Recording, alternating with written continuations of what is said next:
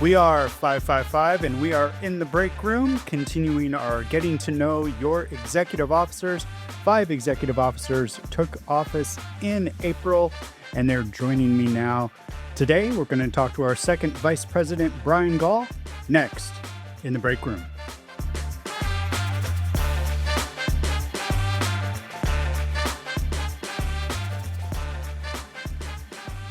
One thing I noticed, Bryan, when I was in Nashville, and then I see it on social media as well, such an high honor, they refer to you as Dad. And all I can say is we really, really need more union moms and dads out there. I'm flattered. I'm flattered. How'd that start? I honestly don't know. It was the members back at home. One in particular, one of our operations reps. She knows who she is. But you wear it with a badge of honor. Humbly. Because you know that, they look up to you. And if they need an answer, they know where they can go, whether it be work related or personal related. I think it's something to be commended on. Well, thank you. I mean, it comes with the territory. Being a rep is more than filing grievances. Oftentimes, in the station, we are a set of ears. A shrink, a lawyer, sometimes an accountant. Yeah, a shoulder. There you go. Let's find out how you got there.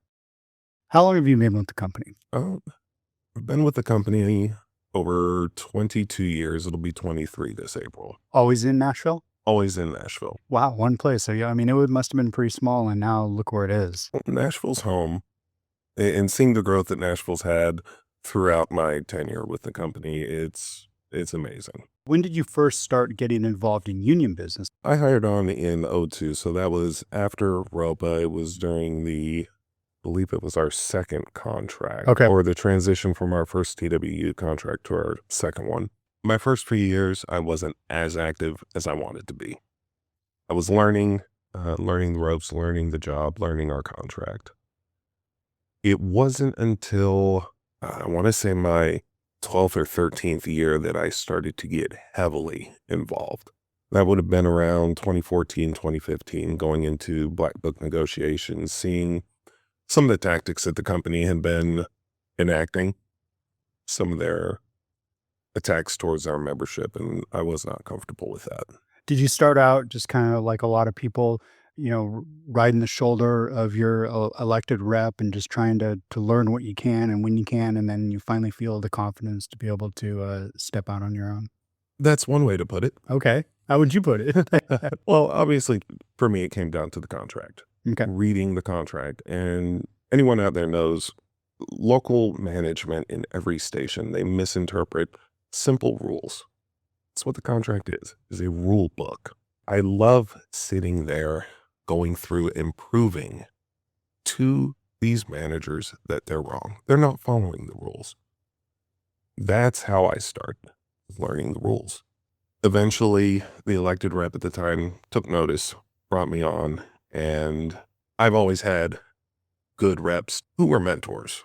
Good reps that were there to show me many things I didn't know to further that education. But it's upon the individual to take that initial first step. And that's what I did.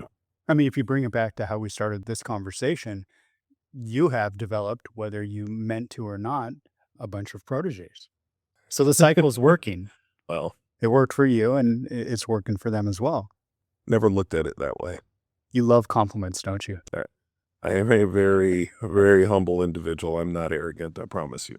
What were some of the things that you looked at back then that when you look back on, you say, oh, wow, that's night and day from what it used to be? And then maybe things that are like, wow, it's exactly the same 10 years later. Well, that's hard. That's a hard question to answer. When I was first learning the ropes as a station rep, I was floored by the amount of information that I did not have, the amount of information that I learned, the amount of education that I gathered over as the years went by. And I do feel there has been a change. I feel that our membership system-wide has more information now. There's been, whether you agree with me or not, there has been increased education provided. Is it what it should be? Oh, of course not. We can always improve on that. However, I do feel that we're talking 8, 9 years ago, the amount of information that our membership has available is drastically improved. Sir, is that double-edged sword? It is a double-edged sword because with that information inevitably comes further questions. When you start getting into specifics of if this, then that, a lot of those surrounding details can modify or change the outcome to a desirable one or an undesirable one. And there's not a simple linear answer for everything that our contract envelops. And that's the reality, is the devil's in the details, and we can get lost in those details. In addition to those roles that you had within Nashville, you also took it upon yourself to step up and help the local on a wider scale as well in terms of doing work for the office and then for the entire local under the LEB. It was in 2016 I began doing some writing with Jason Sonnenbaum, our current treasurer. At the time, he was just an alternate in San Diego, but we worked on the newsletter. We both were co-editors and did some website management and maintenance along with Jason. Honestly, just a jack of all trades, but a master of none when it came to being in the office and assisting with some of our technological problems we were having at the time. Just some networking issues, making sure the system was up and running the way it was intended to. And as we see now, vast improvements with that have been made throughout the past 7, 8, 9 years. I want to take you to the point to where you thought, okay, I'm doing this work in Nashville, but I want to take it a step further. I see things going on in the local, and I see a place for Bryan Gaulle that can serve the entire membership. When did that happen? It didn't. It never happened that way. I never consciously sat down and said, I need to push further. I had members around me ask and plead and beg. That's when I knew it was time to try. So the call to service. They called a service. They gave me the confidence. They gave me their trust. And maybe that's the kick in the ass I needed to do something more. You guys did a lot to make sure you got yourselves in front of as many members as possible during that. And then once you were elected, you have continued that. Why is that so important to you? It's important because it's easy to get lost in the architecture of our local. As a member, I remember filing grievances and not knowing how they were being fought and hearing about these mythical individuals, a district rep, a grievance specialist, a board member. However, I had never met them. And then my time as a rep, I knew of those individuals. I knew of those positions, but there were just emails and phone calls.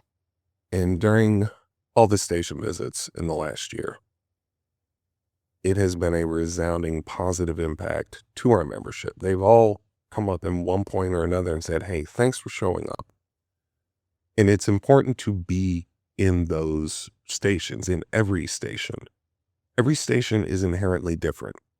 And with those differences come different fights. And it's my responsibility to learn those fights so we can learn how to effectively combat the tactics that our membership are subject to on a daily basis and sometimes hourly. So you stepped up, you ran for second vice president, you won. You had to hit the ground running, and because the transition would not be described as seamless. So I want to get into what the position of second vice president is, and then we'll talk about how you attack that. So how would you describe the position of second vice president? It's a very difficult question to answer. Because it's not specifically laid out in the bylaws, correct? It isn't. I do as the president instructs me. I do what our president tells me to do. I learned very quickly that I have a specific experience and skill set when it comes to information technology. So that's been a primary focus of mine, is maintaining all of our systems internally and recognizing that every user we have has a different skill set, a different set of requirements for what they need to accomplish their task or their job. I'm involved with, obviously, the MedArb session, ensuring that that happens as laid out in the contract.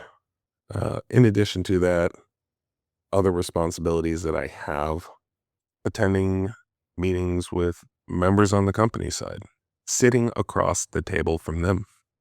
That's been quite the eye-opening experience. And I say eye-opening because it's interesting spending 22 years on the front line and seeing and experiencing how the company treats us. And for the last 8-9 months, I'm seeing where that originates. It's a stark difference.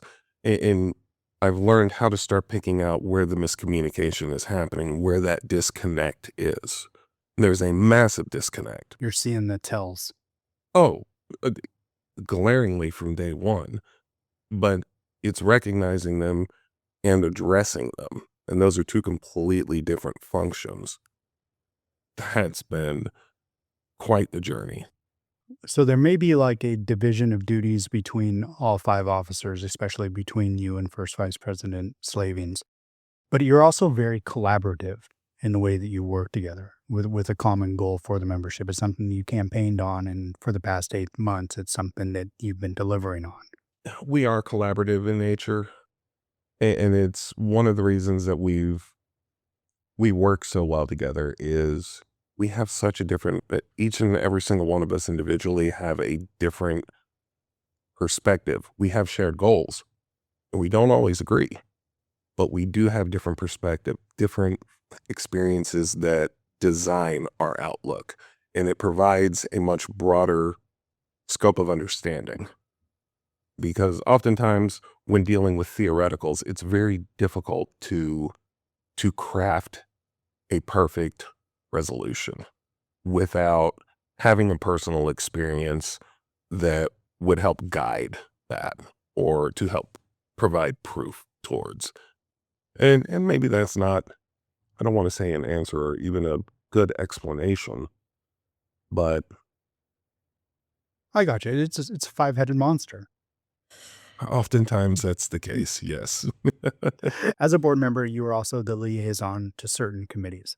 Talk a little bit about the committees that you oversee. Well, I am the board liaison for our election committee and our civil and human rights committee, both of which will be 2 committees that I hope to highlight in the upcoming months and to provide our membership with a better understanding of what it is these committees are actually doing. Well, one of them is going to be highlighted whether they like it or not, because we have an election coming up for reps. We do, and that is not the only election that we have this year. That's correct. So the election committee will be holding station elections, and that's coming up here in the spring, not too soon.